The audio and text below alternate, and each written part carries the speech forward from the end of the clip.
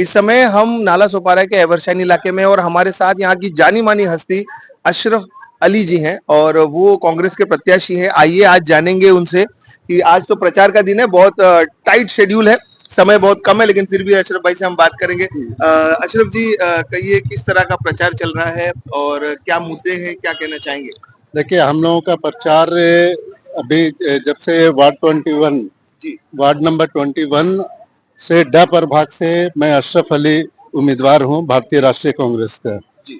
हमारा मुद्दा जो है, सबसे बड़ा मुद्दा है यहाँ पर के रोड के, गटर के और स्ट्रीट लाइट के और सीसीटीवी जो कि हर कॉर्नर पे होनी चाहिए, वो सब चीज नहीं है। हॉस्पिटल का मुद्दा है, स्कूल का मुद्दा है, बहुत सारे अंबार है मुद्दा के। बिल्कुल पिछले मतलब कई वर्षों से आप देखेंगे कि ये मुद्दा आपको नहीं, मतलब कई मुद्दे हैं जिस मुद्दे के लिए हम लोग ये है, लेकिन हमारा काम एक सामाजिक कार्य काफी सालों से चला आ रहा है कांग्रेस की तरफ से, और ये एवरशाइन ऑफिस की तरफ से, एवरशाइन कांग्रेस कार्यालय से कई कार्यक्रम हम लोगों ने अंजाम दिया। जैसे वोटर रजिस्ट्रेशन हो गया, उत्पन्न दाखला हो गया, डोमिसाइल सर्टिफिकेट हो गया, ये सब सारे। और उसमें कांग्रेस पार्टी ने ये चीज नहीं देखा हम लोगों ने कि कभी भी किसी तरह का भेदभाव रखा, बगैर भेदभाव के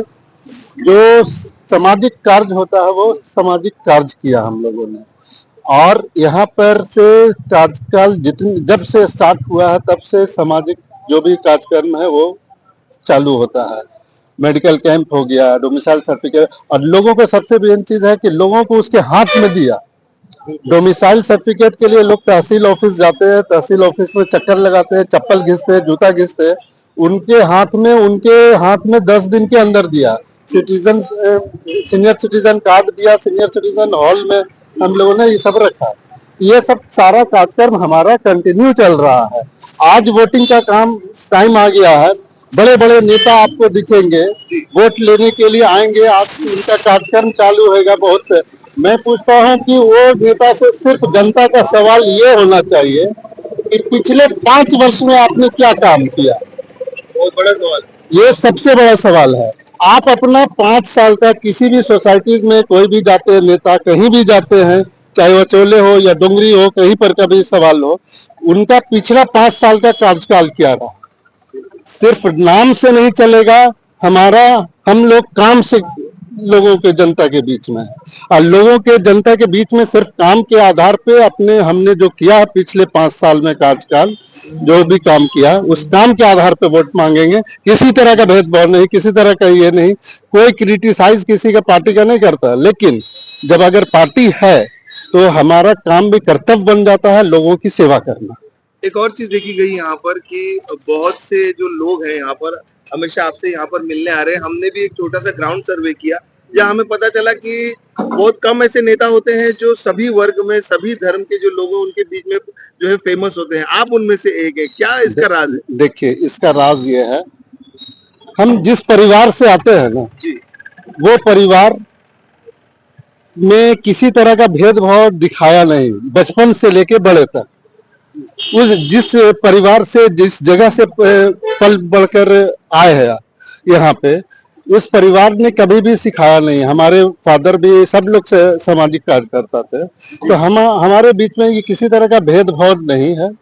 और कभी भी मैं ये भी देखा, जब हम लोग काम कर रहे थे, मैं जानता था कि वो दूसरे पक्ष के हैं, तो भी उनका काम करके दिया। ये मेरा तीसरा सवाल था आपके लिए कि लोगों के अंदर तो आप फेमस है, पक्षों में भी आप फेमस है। हाँ, उनका भी काम का, ये जानते हुए पूरा परिवार वो दूसरे पक्ष का, लेकिन उनका भी काम करते। क्यों? उसके पीछे सोच ये है कि भारतीय राष्ट्रीय कांग्रेस की सोच ये है कि सिटीजन का राइट उसके हाथ में दो। और जब तक उसके हाथ में नहीं दिया जाएगा, हम ये नहीं बोलते कि हमने राइट दिया था आप मेरे को, एक्सपेक्टेशन हमारा ये नहीं है, लेकिन जब जनता का सवाल है, मुद्दा है, उसके लिए जागरूक नेता होना ये नहीं है। सामाजिक कार्य में आपका क्या योगदान रहा है पिछले वर्षों से, और जब पिछले वर्षों में नहीं रहा है तो आने वाले 5 साल में आप क्या करेंगे? बिल्कुल बिल्कुल सही सवाल है। एक छोटा सा एक क्रिटिकल क्वेश्चन है आपके लिए कि आप ही के कांग्रेस पार्टी में बहुत सारे लोग जो है बगावत के लिए आगे आए हैं। क्या कहना चाहेंगे इसमें? देखिए, मैं इस पे ये बोलता हूँ, आप भी पारिवारिक के इससे आते होंगे, हम लोग भी परिवार के। किस परिवार में झगड़ा नहीं होता है, आप ये बताएं। जहाँ पे परिवार रहता है, चार बर्तन होती है तो आवाज होता है या नहीं होता है। मेरा ये मीडिया वालों से सवाल है कि ये मीडिया वाले तुरंत ये जो उठाते हैं, ये ऐसा हो रहा है कांग्रेस में, वैसा हो रहा है, तो आपके माध्यम से मैं ये बोलता हूँ कि किस परिवार में नहीं होता है? क्या आपके परिवार में झगड़ा नहीं होता है? लेकिन होता है ना, तो हम लोग सब सॉल्व कर लेंगे। उसके लिए बिल्कुल आप लोगों को इसका प्रोपेगेंडा करने की जरूरत नहीं है। मतलब सीधा ये है कि मीडिया के ऊपर ये कह दिया गया है कि भैया आप इस चीज को ना उछाले, पॉजिटिवनेस, क्योंकि अभी भी जो है इलेक्शन चल रहे हैं। ठीक है, चलिए इस बात को नहीं उछालते हैं, जो भी सामने आएगा वो तथ्य तो सामने आ ही जाएगा। कहना एक आखिरी सवाल आपसे ये है कि आपको क्या लगता है, क्योंकि अभी यहाँ पर 4 लोग जो है वो खड़े हैं, ठीक है, और ये भी देखा गया है कि कांग्रेस की और बहुजन विकास आघाड़ी की युति हो गई, ऐसा कहा जा रहा था, लेकिन कहीं कहीं पर कांग्रेस के प्रत्याशी भी खड़े हैं और उन्हीं के सामने बहुजन विकास आघाड़ी के भी प्रत्याशी खड़े हैं। आप ये बताइए, अगर युति की बात करते हैं, कांग्रेस एक राष्ट्रीय पक्ष है, बिल्कुल ठीक है। राष्ट्रीय पक्ष को अगर आप जगह नहीं देंगे तो युति कैसी हुई? इसको कैसे युति माना जाएगा? सिर्फ अपने फायदे के लिए आप उसको बोलेंगे, ये वोटर को गुमराह करने के लिए बोलेंगे कि हमारी युति है।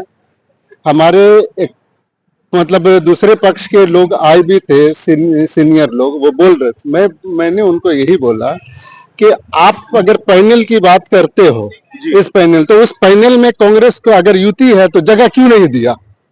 बिल्कुल सही बात। उस पैनल, आप बहुत अच्छे हैं अशरफ जी, आप बहुत सही है, आप ये है, लेकिन आप उस पैनल में क्यों नहीं रखते? मतलब उससे एक तरफ आप पब्लिक में मैसेज देते हो युति है, दूसरी तरफ कांग्रेस पार्टी को बिल्कुल अलग रखते हो, तो ये कौन सा युति है भाई?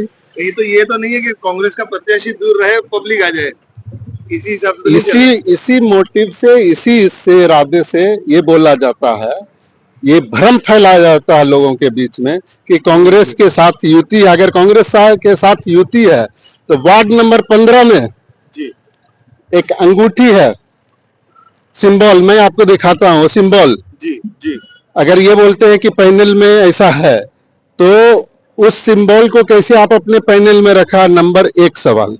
नंबर 2, अगर आप ये बोलते हैं कि पैनल का ये है, तो पैनल के इसमें अगर कांग्रेस को आपने जगह नहीं दिया, उसके सिंबल पे लड़ने के लिए जगह नहीं दे रहे, तो कैसे मैं समझूं?